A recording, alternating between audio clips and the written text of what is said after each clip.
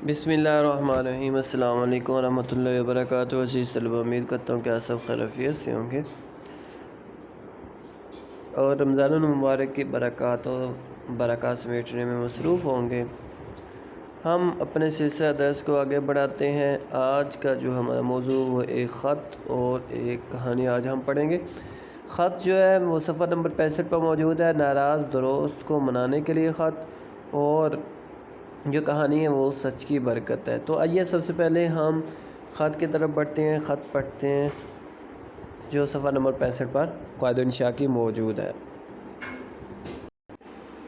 जी, दोस्त के नाम ख़त नंबर 7 पुरानी किताबों पर ख़त नंबर 9 है और नई किताबों पर ख़त नंबर 7 है। तो ख़त लिखने का तरीका मैं आपको पहले बता चुका हूँ। जहाँ पे लिखा है बस्ती मियाँ पंच बकर, यहाँ पे आपने लिखना है इम्तिहानी मरकज़, और उसके बाद नीचे तारीख़ इसी तरह आएगी, बाकी जो इसी तरह आएगा, और आखिर पे जो है फ़क्त वस्सलाम आपका मुखलिस। यहाँ पर आपने अपना नाम नहीं लिखना, बल्कि चूँकि हम इम्तिहानी नुक्ता नज़र से लिख रहे हैं तो इम्तिहानात में अपनी जो शनाख्त है वो छुपाना लाजमी होता है, शनाख्त ज़ाहिर नहीं करना होती, तो इसलिए यहाँ पर आपने अलिफ बे जीम लिखना है। तो आइए हम ख़त पढ़ते हैं। सैयद भाई अस्सलामु अलैकुम। यहाँ पर एक और बात जो अहम और ज़रूरी है वो अस्सलामु अलैकुम के हवाले से है। अस्सलामु अलैकुम बाज़ जो लोग हैं वो ये सिर्फ़ अलिफ़ लिखते हैं, शुरू में लाम नहीं लिखते। जैसे इस्लाम लिखते हैं ऐसे लिखते हैं, और बाज़ ऐसे हैं जो इसके दरमियान अस्सलाम और अलैकुम के दरमियान वाव लिख देते हैं। ये दोनों सूरतें जो हैं वो गलत हैं। यही जो अस्सलाम वालेकुम लिखने की दुरुस्त सूरत है। रूठते हो रूठो, हम मनाने को तैयार हैं, मगर ये तो कहो कि रूठे क्यों। इसलिए आपको मनाया जाए, खुशामद की जाए, माफ़ी मांगी जाए। क्या दोस्ती रूठने मनने का ही नाम है? अब ज़िद छोड़िए, सुना है सैयदों का हौसला बड़ा होता है, उनके दिल में ऐसी वैसी बातें जगह नहीं पाती। आप भी तो सैयद हैं, पाक फितरत हैं, फिर ये रूठना क्या मानी। कि अपने दोस्त के नाम ख़त लिखते हुए कहता है आप तो सैयद हैं, जो अगर आप रूठे हैं तो रूठने की वजह भी पता चलनी चाहिए, ताकि आपको मनाया जाए, आपकी जो मिन्नत समादत की जाए। और आप जो सैयद हैं, फिर सैयदों का हौसले भी बड़े होते हैं, उनके दिल बड़े होते हैं, वो ऐसी वैसी बातों को जो अपने दिल में जगह नहीं देते, चूँकि पाक फितरत होते हैं, नबी सल्लल्लाहु अलैहि वसल्लम के ख़ानदान से उनका ताल्लुक़ होता है, इस वजह से उनके दिल में ऐसी बुरी छोटी मोटी बातें जो हैं वो जगह नहीं पाती।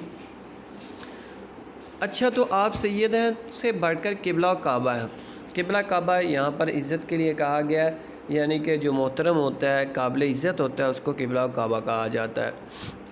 मान लिया, कहिए अब तो ख़त का जवाब दीजिएगा या नहीं। अगर नहीं कायम है तो इसे कायम रखना है तो मैं हाज़िर होकर मनाऊँगा, पाँव पढ़ूँगा, इस पाक हस्ती का वास्ता दूँगा जिसने आपको सैयद होने का खिलात बख्शा है। सुनिए साहब, आप सैयद हैं तो हम भी राजपूत हैं, आप झुकना नहीं जानते तो हमारी गर्दन में भी खम नहीं आ सकता।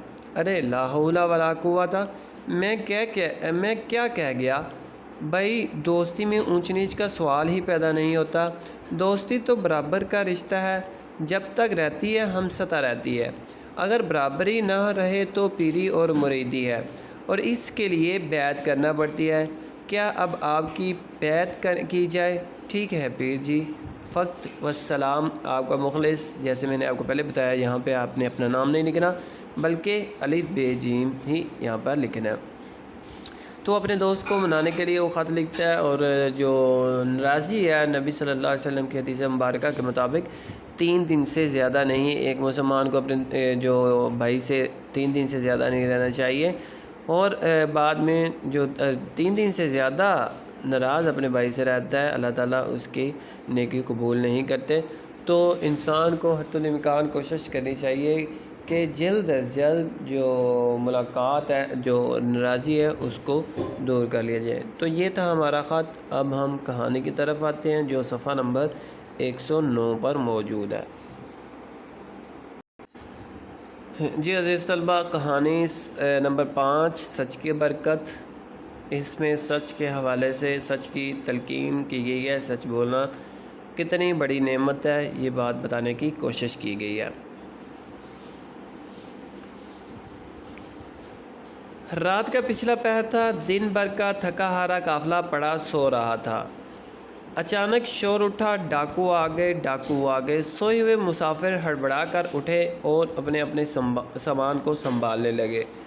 ڈاکوؤں نے لوٹ مار مچا رکھی تھی، ایک ایک کی تلاشی لے رہے تھے، لوگوں کی جیبیں ٹٹول رہے تھے اور جو کچھ پاتے تھے چھین جھپٹ لیتے تھے۔ لٹنے والے آہو فغاں کر رہے تھے مگر ظالم ڈاکوؤں پر اس کا کچھ اثر نہیں ہو رہا تھا۔ یہ ایک جو سچا واقعہ، حقیقی واقعہ ہے، اور چونکہ پہلے جو قافلے پیدل سفر کیا کرتے تھے یا جانوروں پر سفر کیا کرتے تھے اور رات کے وقت ان کو ایک جگہ پہ ٹھہر کر سستانا پڑتا تھا، اپنی تھکاوٹ دور کرنی پڑتی تھی، تو اسی طرح ایک قافلہ جا رہا تھا اور راستے میں اس نے ایک جگہ پہ پڑاؤ کیا، رات کا وقت تھا اور ڈاکوؤں نے آ کر اس قافلے کو گھیر لیا اور تمام لوگوں کا سامان لوٹنے لگے اور لوگ اپنا جو سامان تھے وہ سنبھالنے لگے، اس کو چھپانے لگے، لیکن ڈاکو ان کا جو سامان تھا وہ چھینتے جا رہے تھے اور جو لٹنے والے تھے وہ شور و گل کر رہے تھے، وہ جو واویلا کر رہے تھے تاکہ ان کی کوئی آواز سن کر ان کو بچانے کے لیے آ جائے، لیکن ڈاکوؤں پر اس بات کا کوئی اثر نہیں ہو رہا تھا۔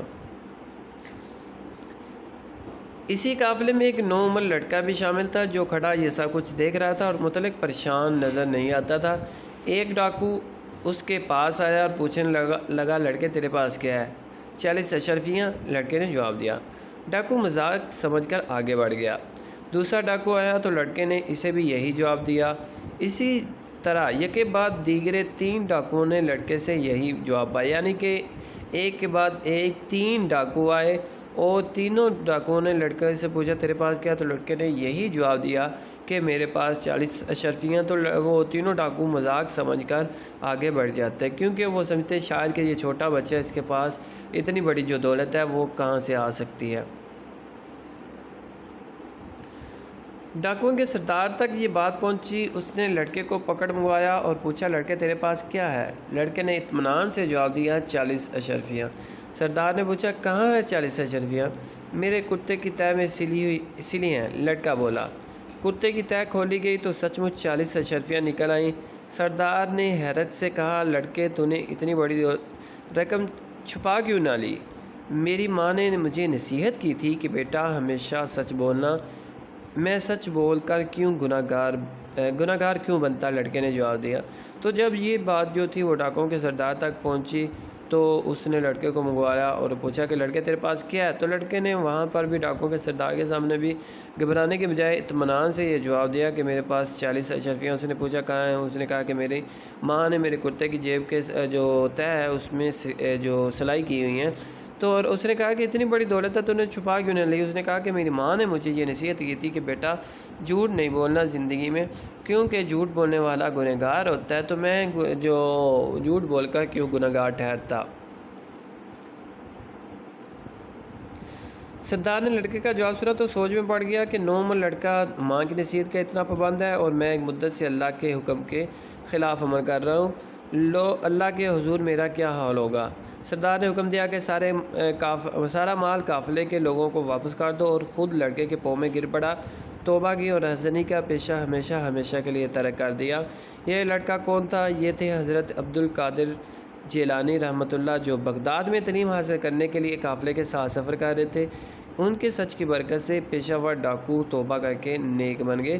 تو یہ ایک فرد کے، ایک شخص کے، جو ایک بچے کے سچ کی وجہ سے کی برکت سے اللہ تعالیٰ نے ایک جو پیشہ ور ڈاکو کو اور ڈاکوؤں کے سردار کو یہ توبہ کرنے کی جو توفیق عطا کی۔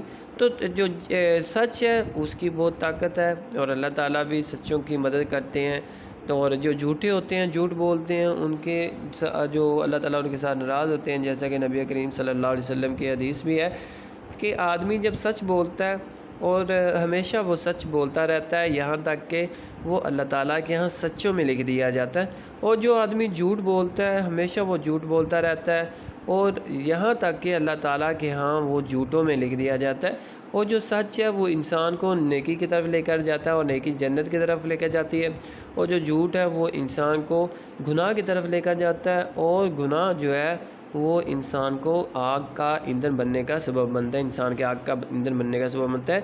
تو جو جھوٹ ہے اس کی جو بو ہے اس سے فرشتے بھی نفرت کرتے ہیں. جب انسان جھوٹ بولتا ہے تو فرشتے بھی اس کی بو سے اس انسان سے دور چلے جاتے ہیں. اور جھوٹ کو ام الخبائث کہا جاتا ہے، یعنی کہ تمام جو گناہوں کی جو جڑ ہے وہ جھوٹ کو کہا جاتا ہے.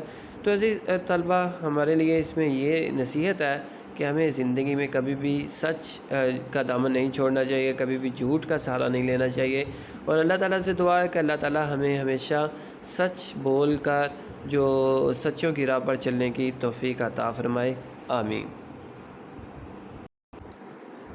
پہلے بچوں، آج کی آپ کی جو ڈائری ہے وہ خط ناراض دوست کو منانے کے لیے اور کہانی سچ کی برکت، یہ آپ نے یاد کرنی ہے. اگلے سبق تک کے لیے اپنا بہت سارا خیال رکھیے گا. اللہ تعالیٰ ہم سب کا حامی و ناصر ہو. آمین.